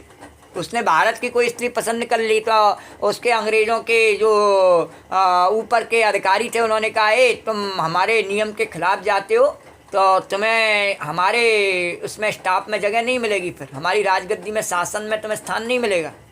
बोले नहीं, कोई फर्क नहीं पड़ता है। तो वेदांतियों के भविष्य बाधित होने पर यह क्रिया ठीक होती है, पर प्रेमियों का भविष्य बाधित नहीं होता। बस भविष्य का ख्याल ही उतर जाता है कि भविष्य में क्या होगा, ये ख्याल ही उतर जाता है, तो भविष्य का विस्मरण हो जाता है। वेदांती को ऐसा नहीं होता। प्रेम तो चित्त में सदा रहने वाली एक वृत्ति है। प्रेम हृदय में रहने वाला, प्रियता विशिष्ट का हृदय का, प्रियता विशिष्ट हृदय का आकार है, वह प्रेमी में रहता है। परंतु वेदांती लोगों के कुछ रहता ही नहीं। एक बार बाद हुआ और खाली, अपने स्वरूप का ज्ञान हुआ और फिर कुछ नहीं। उसको कुछ याद करने की ज़रूरत नहीं। यदि रहे तो ठीक, ना रहे तो ठीक, पर प्रेम में याद रहती है। वो द्वारकाधीश भगवान की जय। एक बार एक बड़े भगत राज बीमार थे और हमको तो वह वेदांत के विद्यार्थी समझते थे, सो हमको वह जिज्ञासु बोलना सीख गई थी। हम गए उनको देखने तो महाराज सिर पकड़ के और बस छटपटाएँ इधर से उधर। उनको देखकर हमको एक शंका हुई, प्रश्न उठा चित्त में। हमने जाकर महात्मा से पूछा। मैंने कहा यदि हम वेदांती होते और ब्रह्मज्ञ होते और ब्रह्मज्ञ होने के बाद सिर के दर्द से शरीर छटपटाता तो हम कहते कि उनका यह शरीर और वह दर्द भी बाधित था, तो उनका यह छटपटाना भी बाधित होने दो। लेकिन जब वे भगवान के प्रेमी हैं और उनके हृदय में भगवदाकार वृत्ति है, तो बताओ कि दर्दाकार वृत्ति और भगवदाकार वृत्ति दोनों एक साथ हृदय में कैसे? बोलो द्वारकाधीश भगवान की जय। यानी अगर वेदांती है तो क्या है कि मानने की ज़रूरत ही नहीं है, शरीर अपना है ही नहीं और शरीर से कोई नाता नहीं है, तो इसमें जो दर्द हो रहा है, सर में जो दर्द हो रहा है, वह भी अपना नहीं है, ऐसा मान लो। और यदि प्रेमी हो, भगवान की शरणागति प्राप्त कर ली है, तो जब भगवान तुम्हारे पास में है तो दर्द कहाँ से आ गया? बोलो द्वारकाधीश भगवान की जय। फिर दर्द की आवश्यकता नहीं है।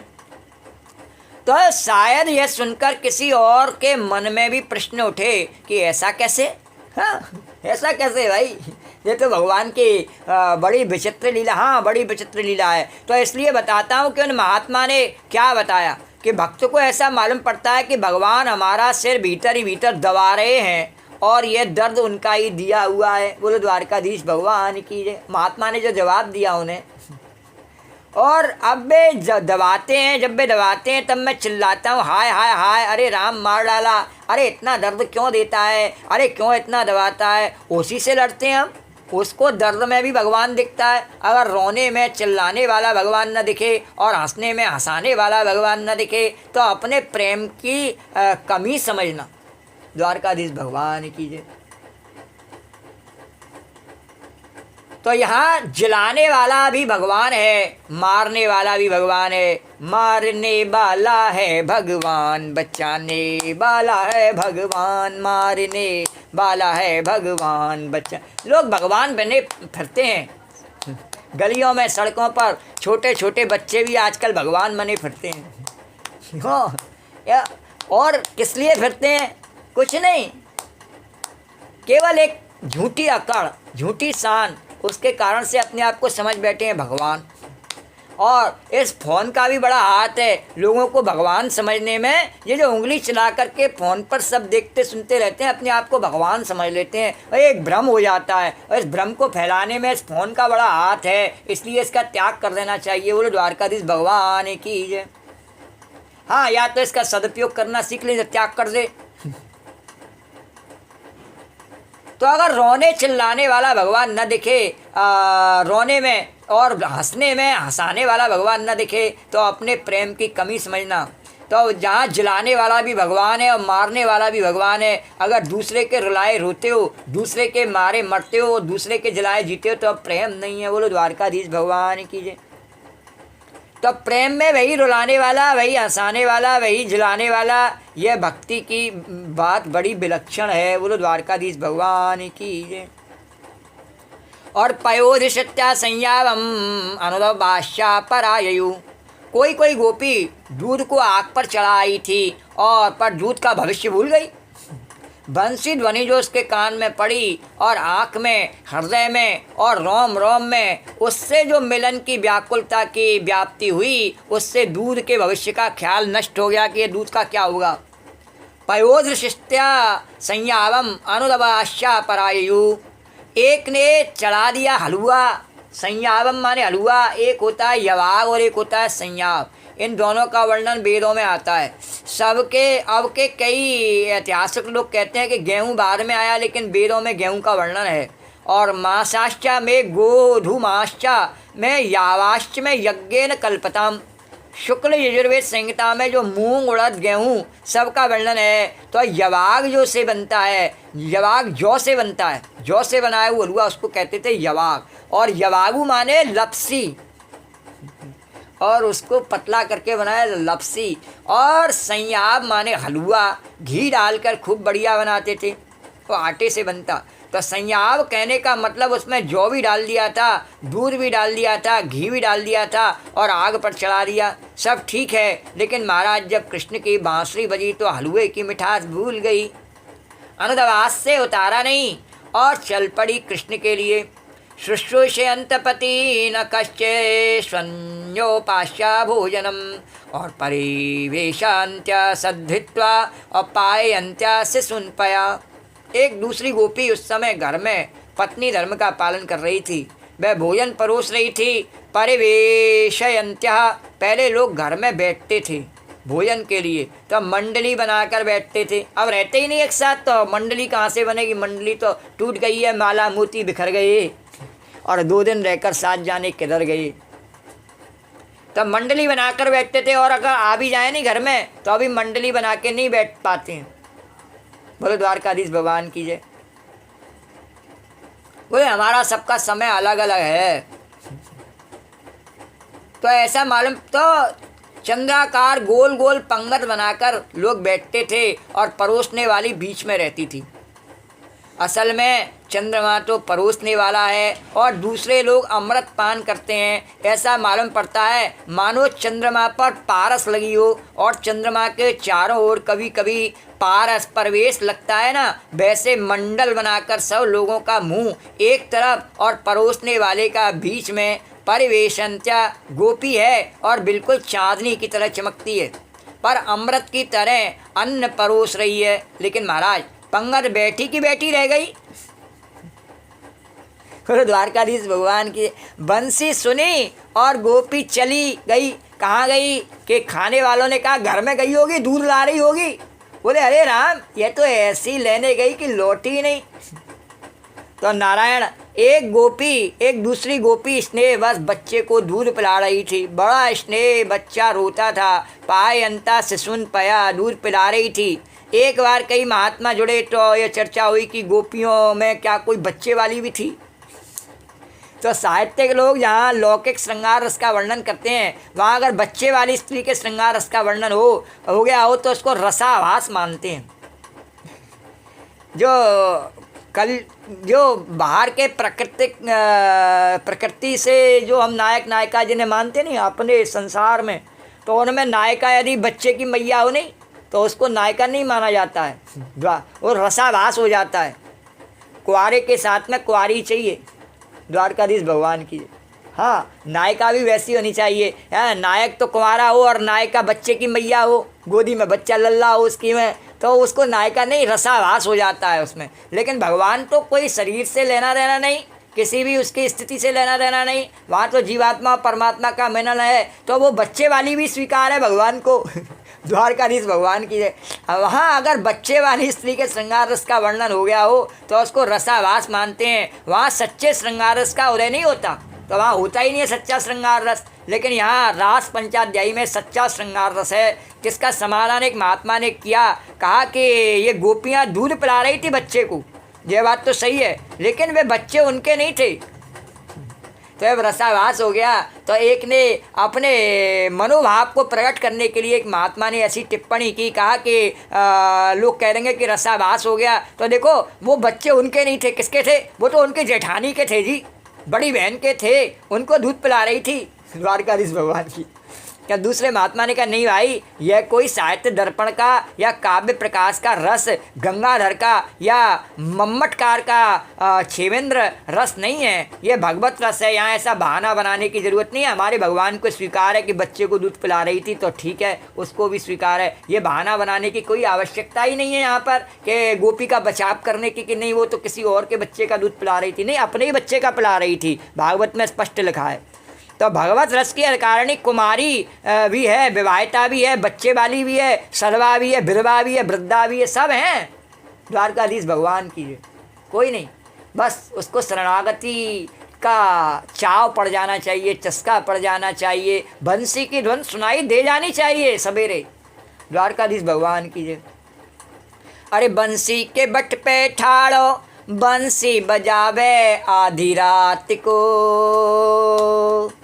संग की सहेली सुन ले, सास ननद जो सुन ले, माने बुरा वो ऐसी बात को।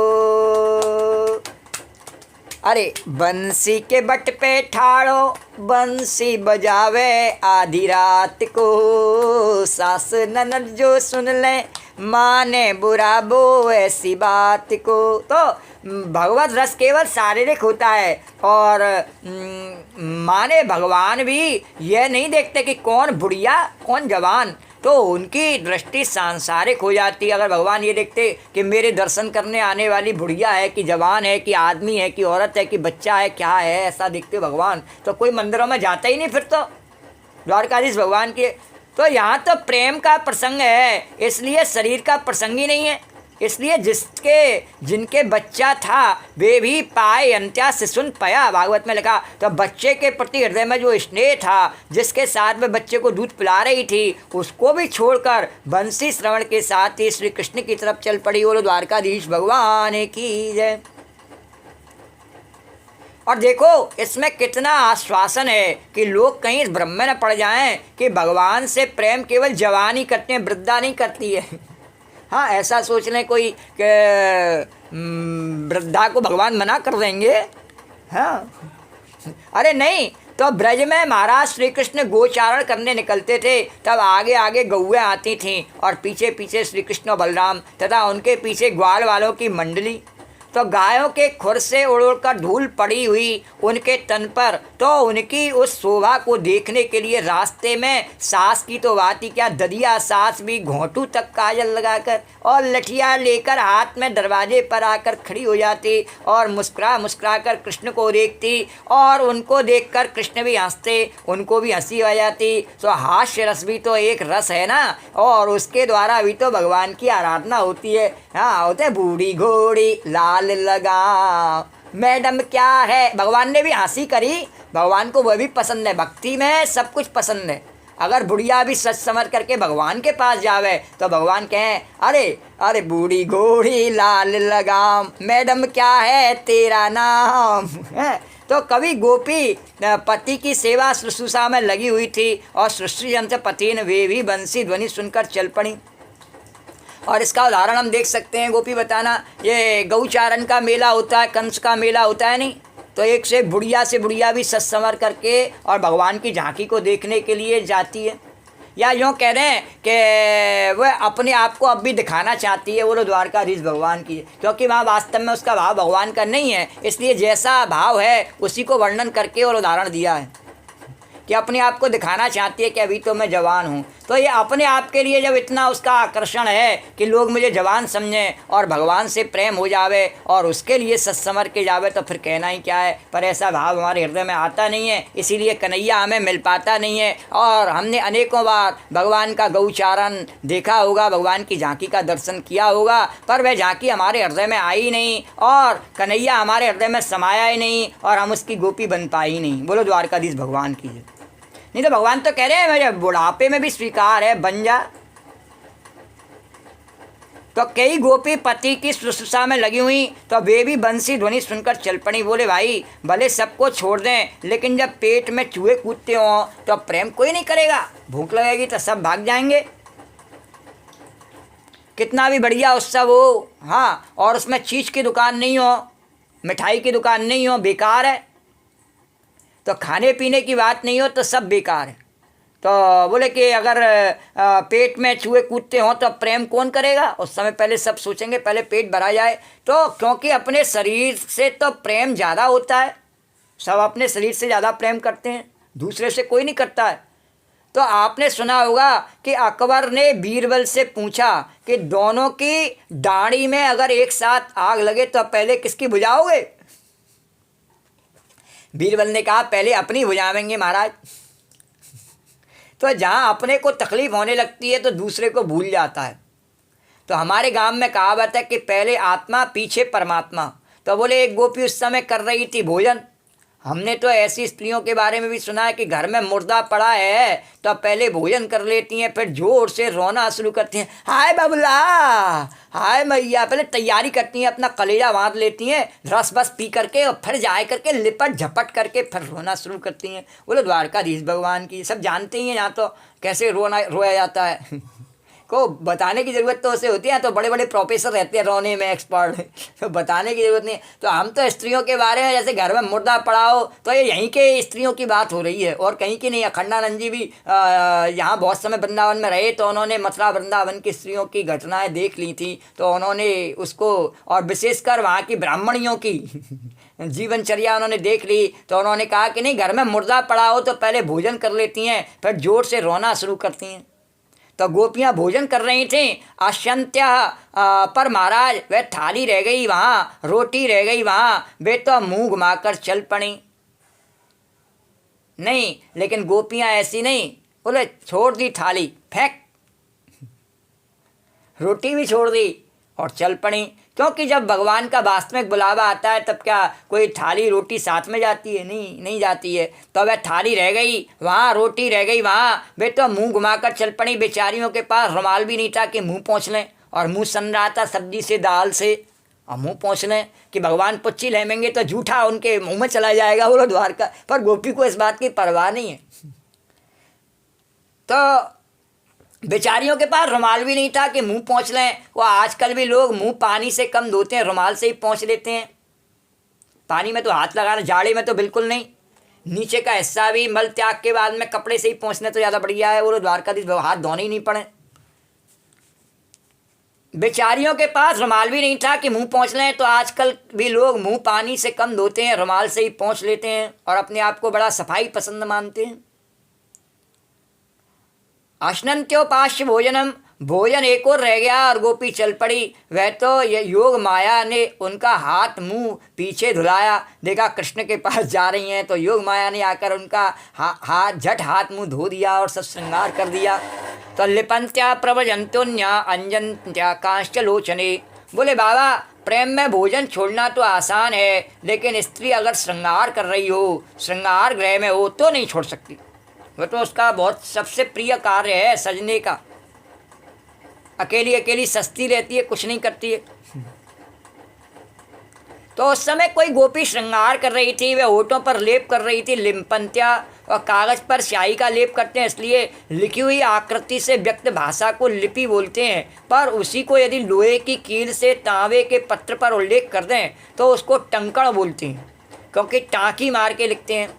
ऐसे ही वह लिपस्टिक है। लिपस्टिक क्या है कि वह लेपोस्टिक है, ओठ पर लेप करती है, इसलिए उसका नाम लिपस्टिक है। तो लिम्पंत्या संस्कृत का ही शब्द चुराए के लिपस्टिक बनाया गया। लिम्पंत्या प्रमजंत्योन्या अंजन्या कांस्यलोचने। 3 प्रकार का संस्कार वह गोपी कर रही है। अपने को सजाने संवारने में 3 प्रकार की वृद्धि है। एक तो प्रमजंत्या, जो शरीर में मैल लगी हुई हो उसको उबटन से निकाल देना, साबुन से निकाल देना, उसको छुड़ा देना, पोंछ देना, उसको बोलेंगे प्रमार्जन। दूसरी विधि है लेपन, जहाँ जहाँ कमी मालूम पड़ती हो वहाँ वहाँ लेप लगाकर उस कमी को दबा देना, जैसे मॉइस्चराइजर लगाते हैं नहीं, इस प्रकार। और तीसरी है अंजन्त्या, अंजन लगाना आँख में, आँख को अंजन से बड़ी बड़ी कर लेना। आँख के ऊपर जो पलके हैं उन पर कालिक लगाते हैं, उसको आजकल क्या बोलते हैं उसको हम नहीं जानते हैं। एक डंडा खींच देती है आँख से लेकर कान की तरफ को, जिससे आँख बड़ी लगे। बोलो द्वारकाधीश भगवान की। अंजन से आँख ज़्यादा काली लगती है। अंजन का मतलब होता है उभरना, सौंदर्य छिपा हुआ हो तो उसको उभारने के लिए जो भी क्रिया हो सो अज्जु व्यक्ति, अज्जु माने व्यक्त करना। तो जो सौंदर्य छिपा हुआ हो उसको जाहिर करने का तरीका है अंजन, काजल लगा लेना। और जो मैल लगा हुआ हो उसको धोने का तरीका है प्रमार्जन, उसको बाहर से रंग रोगन पाउडर स्ट्रो लगाकर चिकना रंगीन बनाना, इसका नाम है लेपन। तो एक देवी जी घर में लेपन कर रही थी गोपी, और पति जी ने कई बार कहा बाबा समय बीत रहा है, चलो चलो वहाँ पहुँचना है समय से। तो देवी जी जोर चलाई, तुम तो जल्दी जल्दी कर रहे हो और मैं 2 घंटे से कर रही हूँ कि 5 मिनट ठहर जाओ, मैं आती हूँ। तो क्या बात हुई कि भोजन से ज़्यादा प्रेम श्रृंगार में। हाँ, पत्नी ने कहा कि मैं 2 घंटे से कह रही हूँ, 5 मिनट रुक जाओ, अभी आ रही हूँ। तो लक्ष्मी जी और गंगा जी की बात आप लोगों ने सुनी होगी। जब ब्रह्मा जी ने गाय बनाई तो 33 करोड़ देवताओं को निमंत्रण दिया कि तुम लोग आकर के गाय के शरीर में रहो। सो महाराज सब देवता जल्दी जल्दी पहुंच गए, और गंगा जी और लक्ष्मी जी दोनों श्रृंगार करने के लिए पहुंच गई श्रृंगार गृह में। सो बहुत देर से पहुंची, श्रृंगार में ही घंटों लग गया। अब सब देवता आकर गाय के शरीर में बस गई। बोलो द्वारकाधीश भगवान की जय। हाँ, और जब जैसे कि जहाँ सम्मान विद्युत सम्मान होने वाला हो तो वहाँ सब अपनी अपनी सीट पर पहले बैठ जाते हैं। कहीं दक्षिणा बंटने वाली हो, यजमान बांट रहा हो और उसको पता उसने लिमिटेड व्यक्तियों के लिए बांटना निश्चय किया है, उतने उसने कार्ड छपवा दिए, तो जिन जिन को कार्ड मिल गए वो सब आकर के बैठ गए। अब जगह ही नहीं बची उसमें। तो गंगा जी और लक्ष्मी दोनों श्रृंगार करके करने के लिए पहुंच गई श्रृंगार गृह में, बहुत देर तक पहुंची। तो ब्रह्मा जी ने कहा अब तुम्हारे लिए स्थान ही नहीं है, वापस चली जाओ। बोले हम तो गाय में ज़रूर बसेंगे, हमारे बिना इसकी पूर्ति कैसे होगी, ये गाय को पूर्ण नहीं माना जाएगा। तो ब्रह्मा जी ने कहा ठीक है, पर गंगा जी को तो अब गोमूत्र में रहना पड़ेगा। बोलो तुम्हारे लिए जो स्थान क्या है, इसके मूत्र में निवास करना पड़ेगा, और आपके इसमें निवास करने से इसका जो मूत्र है नहीं वो पवित्र माना जाएगा, और उसे आज भी अनेकों औषधियों में इस्तेमाल किया जाता है। तो गोमूत्र में रहना पड़ेगा, और लक्ष्मी जी को गोबर में रहना पड़ेगा। इसका नाम हो गया गोधन, गोवर्धन, गोबर नहीं गोवर्धन। सबका गोबर गोबर गु है, लेकिन गाय का गोबर गोवर्धन, क्योंकि उसमें लक्ष्मी ने स्थान बना रखा है, उन्होंने उसको पवित्र कर दिया है, इसलिए उसके कंडे बनाए करके यज्ञ की अग्नि में भी काम में ले लिए जाते हैं। बोलो द्वारकाधीश भगवान की जय। ब्रह्मा जी ने कहा ठीक है, पर गंगा जी को तो अब गोमूत्र में रहना पड़ेगा और लक्ष्मी जी को गोबर में रहना पड़ेगा। बोली अच्छा मंजूर है। मूत्र में और गोबर में रहना पड़ा, और सबके पीछे क्यों बैठना पड़ा कि वे श्रृंगार में फंस गईं। ये गाय की महिमा को बताते हुए कहते हैं कि जब गाय की इतनी महिमा है कि लक्ष्मी जी और गंगा जी ने उसके मूत्र और गोबर में रहना भी स्वीकार कर लिया है, और फिर भी है। अब सोचो हमारे प्रतीश्वरों को यदि गाय नहीं मिले, लोग श्राद्ध करते हैं, श्राद्ध पक्ष, हाँ, तो गाय है नहीं घरों में। ये तो चतुर्वेदी ब्राह्मणों की बात हो रही है, दूसरों की बात नहीं हो रही है। गाय है नहीं घरों में, तो प्रतीश्वरों का स्थान तो सुरक्षित ही नहीं रहा। द्वारकाधीश भगवान की जय। अब हम लाख श्राद्ध करें, हमने उनका स्थान, तो वो गाय में रहते हैं, सब देवता प्रतीश्वर सब गाय में रहते हैं, तो हमने उनका स्थान तो रहने का पहले ही हटा दिया। और जिस गोबर को धन कहते हैं उसको भी हमने गंदगी समझ करके और बाहर ही पड़ा रहने दिया। बोलो द्वारकाधीश भगवान की जय।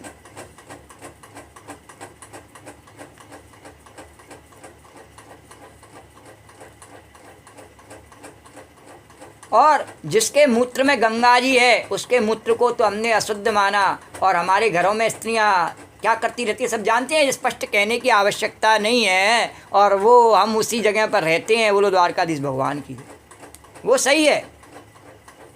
उनके लिए बढ़िया अच्छा टाइल वाला बाथरूम बनवा दूँ। तो बात यह हुई कि स्त्रियों को भोजन उतना प्यारा नहीं जितना श्रृंगार। लेकिन जब श्री कृष्ण के प्रेम की बांसुरी बजी तो क्या हुआ कि इतना प्यारा जो श्रृंगार है वह भी छूट गया।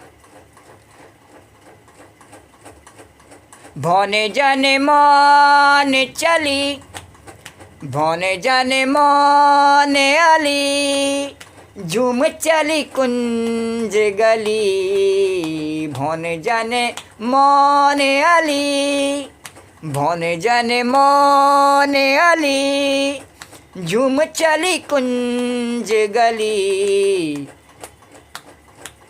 एक नयन में कजरा सार मिलन नंद लाल सो धुन धारी, एक नयन में कजरा सार मिलन नंद लाल सो धुन धारी। बोरी दौरी बिहस ब्रजनार मुरलिया बाज रही प्यारी, बोरी दौरी बिहसन ब्रजनार मुरलिया बाज रही प्यारी। करें उल्टो अजब श्रृंगार नवेली साज रही सारी।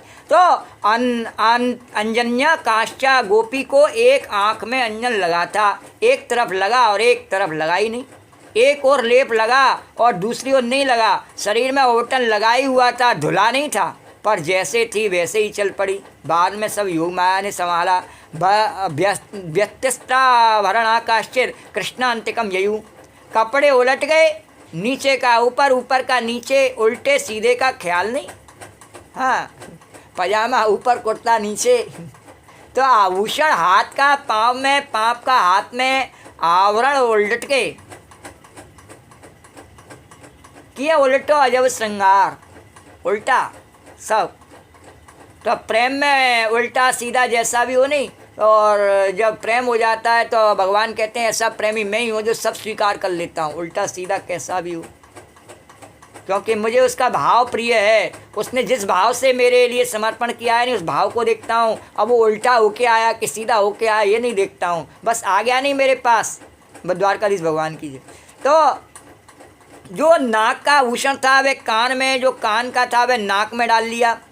काश्चित कृष्णांतिकम ययु, उनको तो यह ख्याल था कि हम अपने प्यारे कृष्ण के पास पहुँचे, सब श्रृंगार भूल गईं और स्त्री के लिए श्रृंगार का बिसर जाना, और ख़ास करके अपने प्रियतम के पास जाने के समय अगर कोई लौकिक प्रियतम हो तो उसके पास तो और सज संवर के जाती है स्त्री, लेकिन और श्रृंगार का भी बिसर जाना पहले तो स्त्री के लिए ही बड़ा कठिन है, और वो भी अपने प्रियतम से मिलने जाए तब बिसर जाना। बोले नहीं, गोपी जानती है वह कोई स्त्री या पुरुष नहीं है, वह वेद की वही श्रुति है जो सबको उपदेश करती है और बताती है कि भगवान के पास जाने में श्रृंगार की कोई आवश्यकता नहीं है। भगवान मन के भाव के ग्राही हैं, भगवान मन का भाव देखते हैं। भगवान के पास जाना है तो अपने सुंदर मन के भाव से ही हम जा सकते हैं, और कोई तरीका नहीं है। उस के पास जाने के लिए सुंदर शरीर की आवश्यकता नहीं है, क्योंकि वह स्वयं श्याम सुंदर है, उसे किसी सुंदर की आवश्यकता नहीं है, वह स्वयं अपने आप में श्याम सुंदर है। बोलो श्याम सुंदर कृष्णचंद्र भगवान की जय, श्याम सुंदर यमुना मैया की जय। तो सब श्रृंगार भूल गई, स्त्री के लिए श्रृंगार का बिसर जाना, खास करके अपने प्रियतम के पास जाने के समय। तो ये क्या है? ये बंसी ध्वनि का जादू है। अरे श्याम तेरे काम कन्हैया तेरे काम, अरे श्याम तेरे काम कन्हैया तेरे काम, बड़े अचरज भरे कृष्ण गोविंद, कृष्ण गोविंद गोपाल माधव हरे, कृष्ण गोविंद गोपाल माधव हरे। श्याम तेरे काम कन्हैया तेरे काम, और श्याम तेरे काम कन्हैया तेरे काम, बड़े अचरज भरे कृष्ण गोविंद, कृष्ण गोविंद गोपाल माधव हरे, कृष्ण गोविंद गोपाल माधव हरे। तेरे भक्तों ने नाम तेरे क्या क्या धरे, तेरे भक्तों ने नाम तेरे क्या क्या धरे, कृष्ण गोविंद, कृष्ण गोविंद गोपाल माधव हरे, कृष्ण गोविंद गोपाल माधव हरे। श्याम तेरे काम कन्हैया तेरे काम। तो आज की कथा को यहीं देते हैं विश्राम। इससे आई कथा कल करेंगे 15वें प्रकरण का वर्णन। तो श्री राधे गोविंद भज मन, श्री राधे, श्री राधे गोविंद भज मन, श्री राधे, श्री राधे जय जय राधे, जय राधे जय श्री राधे, श्री राधे जय जय राधे, जय राधे जय श्री राधे, श्री राधे गोविंद भज मन, श्री राधे, श्री राधे गोविंद भज मन, श्री राधे। या देवी सर्वभूतेषु कथारूपेण संस्था, नमस्तस्यै नमस्तस्यै नमस्तस्यै नमो नमः। या देवी सर्वभूतेषु मातृरूपेण संस्था, नमस्तस्यै नमस्तस्यै नमस्तस्यै नमो नमः। ओम सर्वमंगलमांगल्ये शिवे सर्वार्थसाधिके शरण्ये त्र्यंबके गौरी नारायणे नमोस्तुते। नमो नमो दुर्गे शुभकर्णे, नमो नमो अम्बे दुखहरणे। निरंकार है ज्योत तुम्हारे, त्यों लोक फैली उजियारी। ससिललाट मुख महाविशाला, नेत्रलाल बिकुटी बिकुराला। रूप मात को अधिक सुहावे, दरस कर जन अति सुख पावे। तुम संसार शक्ति लौकीना, पालन हेत अन्न धन दीना। अन्नपूर्णा हुई जगपाला, तुम्हें आदि सुंदरी बाला। प्रलय काल सब नासनहारी, तुम गौरी शिव शंकर प्यारी। शिव योगी तुमरे गुण गामे, ब्रह्मा विष्णु तुम्हें नत।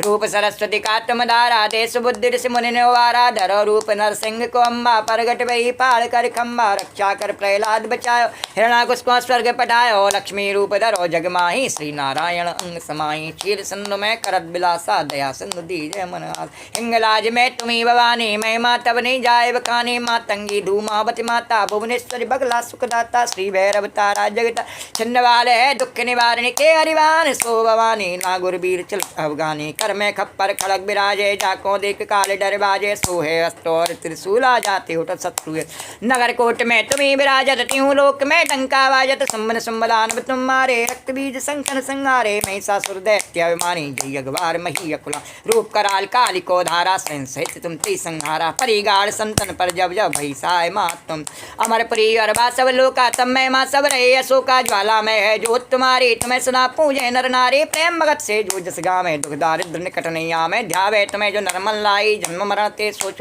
योगेश्वर मन कैद पुकारी योग न होय बिन शक्ति तुम्हारी शंकर आचार्य जतप कीनो काम क्रोध जीत सबली नो निस्दिन ध्यान धरो शंकर को काउ काल नहीं सुमरो तुमको शक्ति रूप को मरम न पा शक्ति गई तब मन पछतायो शरणागत हो कीर्ति बखानी जय जय जय जगदम्ब भवानी कई प्रसन्नादि जगदम्बा दही शक्ति नहीं कीन बलम्बा मुको मात कष्ट तुम मैंने कौन हरे दुख मेरो आशा तृष्णा निपट सतावे रिप मूरख मोह अति डर पावे शत्रुनाश की जय महारानी सुमरो एक चित्त में भवानी करो कृपा ही मातु दयाला रिद्ध सिद्ध दे करो जन्म जन्म में तब पल पाऊँ तुमरो जस मैं सदा सुनाऊँ दुर्गा चालीसा जो गावे सब सुख भोग परम पल पावे देवी दास शरण निज जानी करो कृपा जगदम्ब भवानी बोल जगत जननी अन्नपूर्णा पार्वती मैया की जय या देवी सर्वभूतेषु कथारूपेण संस्था नमस्तस्यै नमस्तस्यै नमस्तस्यै नमो नमः या देवी सर्वभूतेषु मातृरूपेण संस्था नमस्तस्यै नमस्तस्यै नमस्तस्यै नमो नमः तो राम कहो बावरे कृष्ण कहो बावरे